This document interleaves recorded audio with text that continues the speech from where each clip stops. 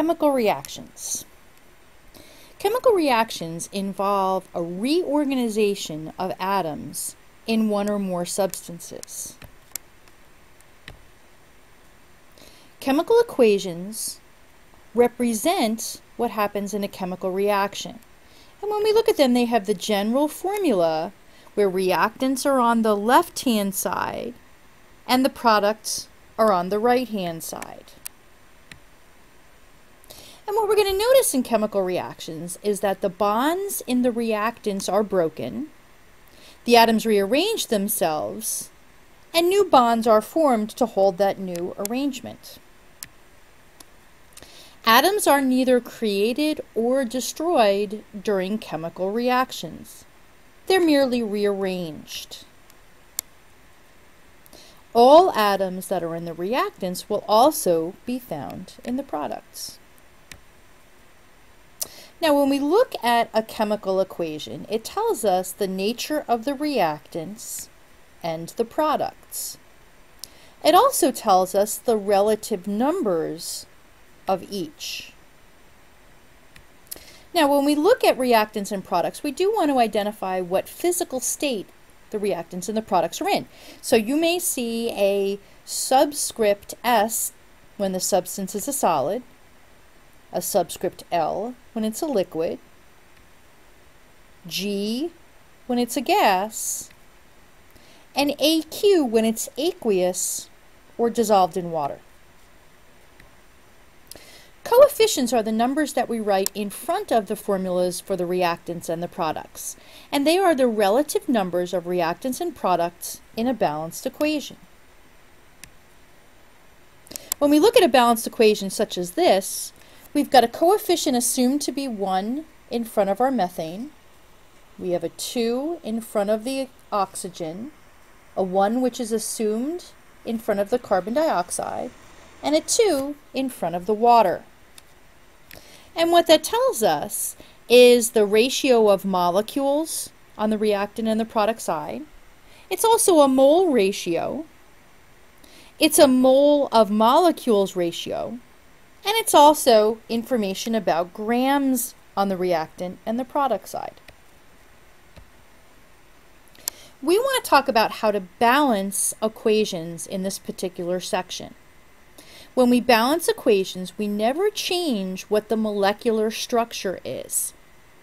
But we do add coefficients in front of those formulas in order to make the atoms on the reactant side equal to the atoms on the product side. Now, there are a couple of kind of simple things to think about when you're balancing equations. Oftentimes, you're going to find lots of atoms that are found in multiple places in a reaction, and those are usually the harder ones to balance. So you want to find the atoms that are in only one compound and balance those first. You usually want to leave oxygen and hydrogen till the end because they're most often found in more than one place in the balanced equation. And when you're done with balancing equations, you can go back and double check that all of the atoms are balanced on both the reactant and the product side. We're going to categorize 5 types of reactions today, and we're also going to work on how to balance them. So our first reaction type is called a synthesis reaction. And when we look at synthesis reactions, what we're going to see is that we have 2 reactants that come together to produce only one product. And synthesis reactions are the only type of reaction that have one product, so they're easy to identify. Let's look at a couple of examples. Let's say that we've got NH3, which is ammonia, and we're going to react it with HCl, which is hydrochloric acid. They're going to combine together to form ammonium chloride. There's only one product, so it's a synthesis reaction. Notice that nitrogen is on both sides of the equation, hydrogen is on both sides of the equation, and chlorine's on both sides of the equation. We can't have chemical equations where atoms are found on the reactant side and not on the product side, or vice versa. And also, the number of each type of atom has to be the same on both sides. So we have one nitrogen here, and there's one nitrogen here. So nitrogen is balanced. We've got 3 plus 1, 4 hydrogens here, and we've got 4 hydrogens here. So hydrogen is balanced. We've got 1 chlorine here and 1 chlorine here, so chlorine is balanced. That means that this particular chemical equation is already balanced. Now, the coefficients that we would write in front of these formulas to balance them, in this case, are 1s, but we're going to assume 1s in that balanced equation, so we're not going to write anything. Let's look at another example. Let's say we've got hydrogen reacting with oxygen to produce water. Hydrogens on both sides and oxygens on both sides. We have 2 hydrogens on the reactant side, 2 hydrogens on the product side. So that's balanced. We've got 2 oxygens on the reactant side and only 1 on the product side. We couldn't put a 2 here because it's no longer water if we do that. But if we put a 2 in front as a coefficient, that goes with everything in the formula. So that's going to give us 2 times 2, 4 hydrogens, and 2 times 1, 2 oxygens. So now our oxygens are balanced, but our hydrogen is not. So we're going to have to put 2 times 2 to give us 4 hydrogens. And when we go back and double check, 2 times 2 is 4, 2 times 2 is 4, so we've got hydrogen balanced. 1 times 2 is 2, 2 times 1 is 2, so oxygen is balanced. And again, both of these are synthesis reactions because they have 2 reactants that combine together to make only 1 product. Let's look at decomposition reactions. And we're going to see that decomposition reactions are basically the reverse of synthesis reactions. In this case, we're going to see only 1 reactant that's going to break down or be decomposed into 2 products. Again, decomposition is the only type of reaction that's going to have 1 reactant, so it's pretty easy to identify a decomposition reaction. Let's look at a couple of examples. Let's say we've got silver oxide, and we decompose it into silver and oxygen. Now let's point out a couple of things about this. Silver oxide is a binary ionic compound. Remember, the charge on silver is a 1, and the charge on oxide is a -2. So that's where that Ag2O comes from. Now, silver and oxygen are free elements, and we do have to remember those Hankel-Briff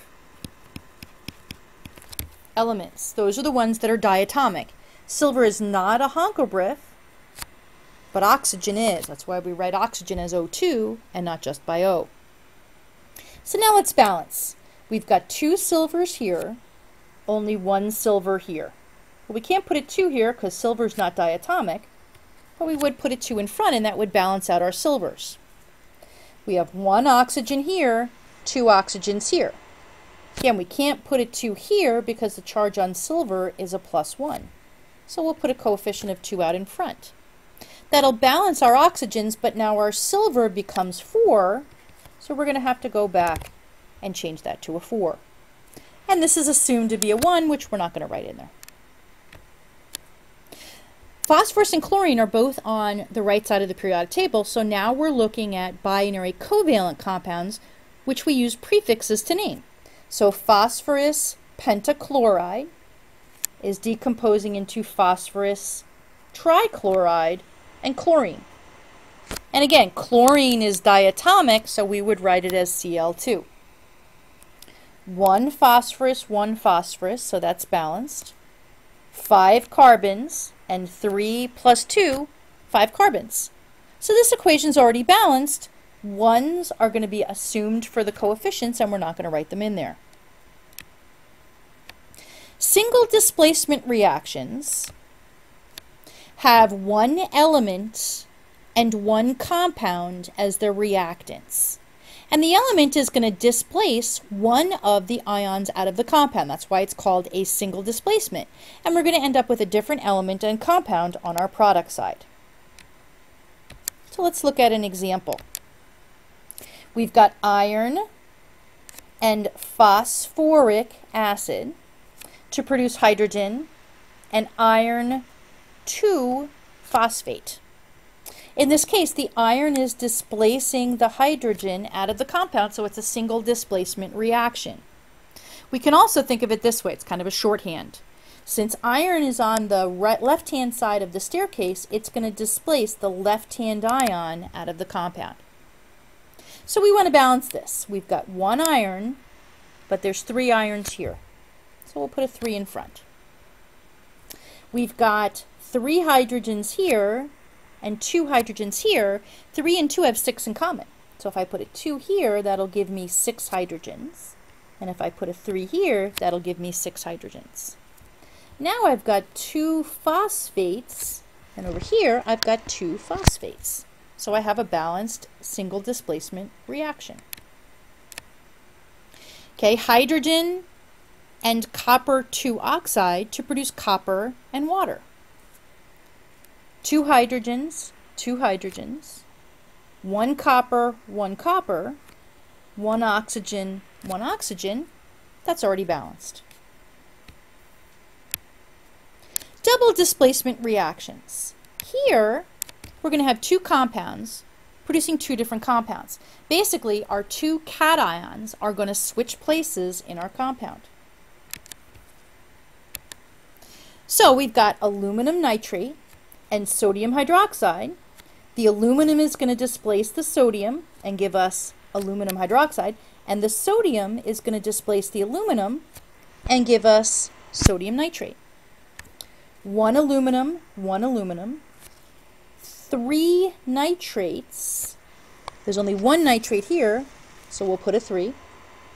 That'll give us 3 sodiums, so we'll put a 3. And then 3 hydroxides, and we have 3 hydroxides. So there's our balanced equation.